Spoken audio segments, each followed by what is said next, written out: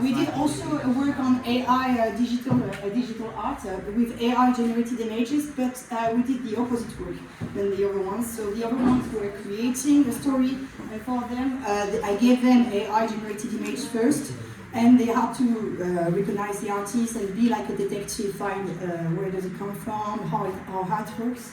And also we had a debate. They will explain to you about the status of artists.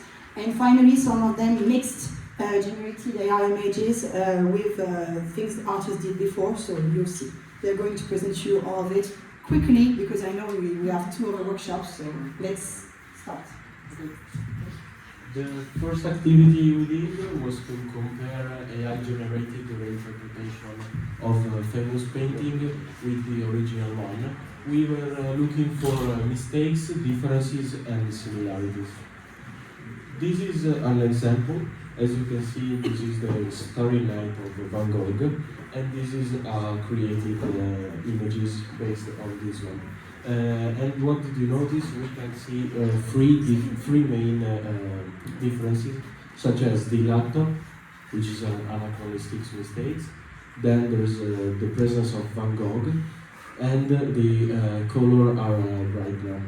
So we can see that AI sometimes invents things and isn't faithful at 100% to the original paintings. This is another example, and the main difference is that the AI-generated paintings is completely inexpressive. In fact, we can't see the emotion of fear of these images, and the AI is completely inexpressive. The other part. Okay, so in this part we had to be like art detectives. So this one was one of the images we were given, and it was printed, and from this we had to discover which was the like original paintings and the original painter. Do you have any ideas? Who could be like the inspiration? Yeah? Caravaggio, yeah, it's Caravaggio. This painting represents David with Goliath's head, and it was painted around 1610, and we understood that it was Caravaggio from the black background and the high contrast of the lights. But we obviously can see that there is no Goliath. That's because the AI cannot represent death or anything that has to do with violence. So in this case, it's totally, we lose all the moral story of the myth. And so we can't really understand what happens, and the little that overpowers the giant. Also, in the AI image, we can't see what David is thinking, because he has a mask face. He has a mask-like face, and there is no expression. But in the Caravaggio one, we can see everything that David is thinking while he's holding Goliath's head.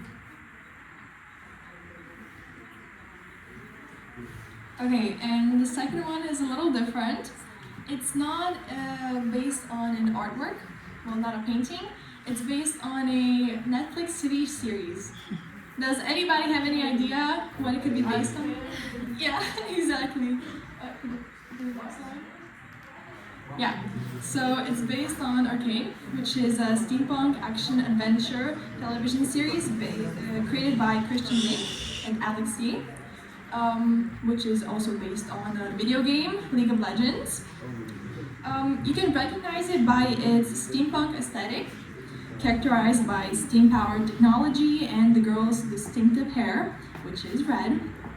Some differences include a slightly altered hairstyle, the absence of her scars, tattoos, and piercings, and the loss of her original expression. She looks almost expressionless in the AI artwork, while in the original design she is very expressive, well, usually mad. So, yeah. This is the first picture is the AI generated artwork, and the second one is the original. This is a kappa, which is a legendary amphibious humanoid from a Japanese folklore known as a river child. Associated with waterways, these creatures are infamous for their mischief and malice, often drowning their victims while protecting waters. And this other painting represents Ophelia, that is a character invented by Shakespeare that we can find in Hamlet.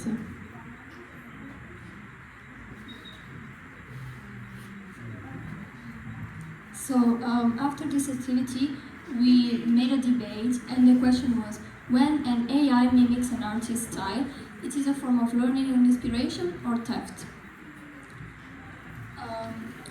To understand better this question, we read 4 articles. The first one was about copyright and artificial intelligence. The second one was about the Getty Image versus Stability AI trial in the UK, and I'll give you some context. Getty Images ran a trial against this generative AI company, which is Stability AI, and because the machine was using Getty's images of pictures to train the AI system, and in their opinion, like, it wasn't right because they didn't pay for the pictures they were using. Unexpectedly, the trial was won by Stability AI, because probably that Getty Images is not the first company who sues a generative AI system, but it's a pretty small company compared, like, as Disney. And we tried with ChatGPT. They asked him if he could generate some picture inspired by Disney characters, but he said that he wasn't able to do that for copyright reasons. And the third article we read was about artificial intelligence and intellectual property. And the fourth one is about the AI Act, which is the first ever legal framework on AI, which addresses the risk of AI and positions Europe to play a leading role globally. And in this act, Europe kind of designed a pyramid of risks, and at the top of the pyramid there is the acceptable risks, such as the harmful use of AI in manipulation and deception, also in social scoring and real-time remote biometric identification for law enforcement in publicly accessible spaces.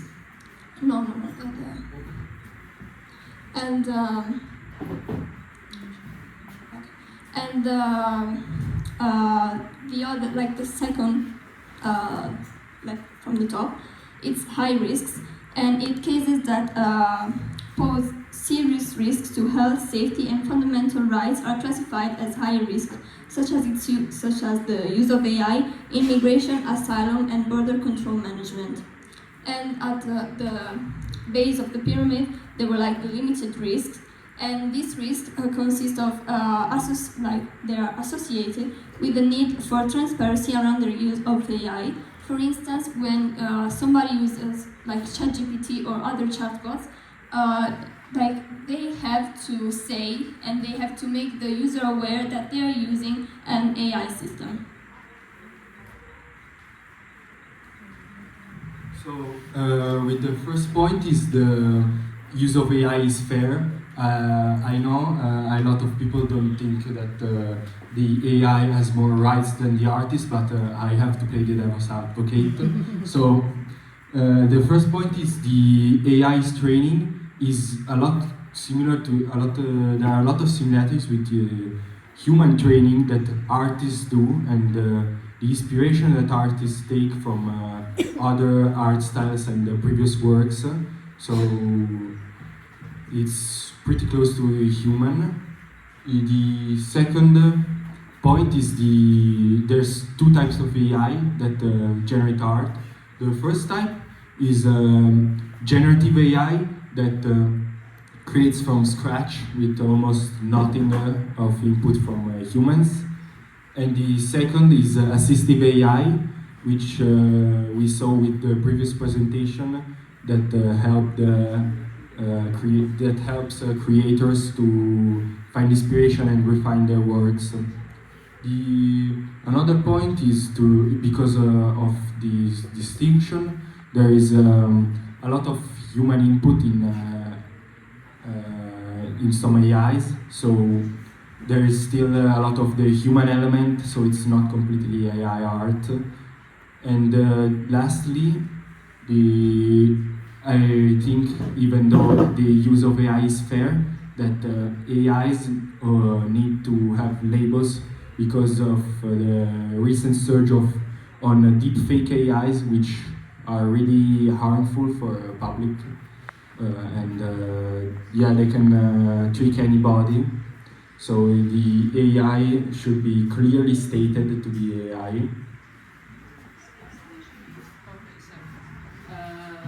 As a debate has always at least two points of view, we also saw that there are a lot of people that think that AI is actually theft, so the use of AI in generating images is actually a theft. And the main reason why so many people think about that is because AI uses the artist's work to train and to generate images that are usually lose the purpose that the artist wanted to convey. So as we saw, like in the first pictures, there wasn't any violence or any also there are some scenes of nudity that AI can't represent because they aren't trained to do that, but they oftentimes modify the artist's message, and also some big companies like Disney, or as we said before, could re-own their copyrights, but not everyone, so small artists can do that and can really protect their art. And so they could take that, they could take their images without their consent. So that's why a lot of people wanted conveyed that there should be some laws that regulate this AI art activity, and there should be some common rules, international, not only like in every region or yeah, that's it. Okay, so after the serious part, we have fun in imaging creation. So we started with a question if AI is capable of creating coherent and accurate images, and we looked for the best AI to create images, such as Leonardo AI, DALL-E, that is from ChatGPT, and Adobe Firefly, and we found out that Leonardo AI is the best one. Yeah, we wanted to know what Leonardo AI can do, so we started from a real painting, The Kiss of Reyes, and we replaced the humans with animals, such as cats. But the AI made a mistake because the ants are still humans. So we then went trying to create new images. This one had to be Julius Caesar, holding a light sword and wearing a Santa Claus clothes.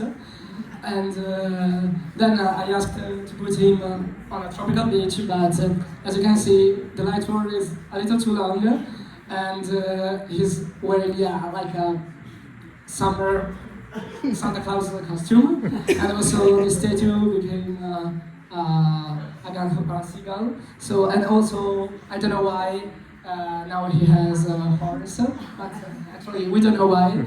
And the problem is that we asked Leonardo to create it with a surrealism style, and as you can see, this is not a surrealism style, and also this is not a Julius Caesar, it's I don't know who. So even the best AI has problems in creating images, and that's because we have to train it if we want to make him better. Then we continued experimenting. These are only the best images we have, like the Mars landing in the Byzantine mosaic style, the Mickey Mouse in Egyptian style, in bringing the base and wine, and then we have the Simpson family represented in an ancient Greek statue. So thank you for listening.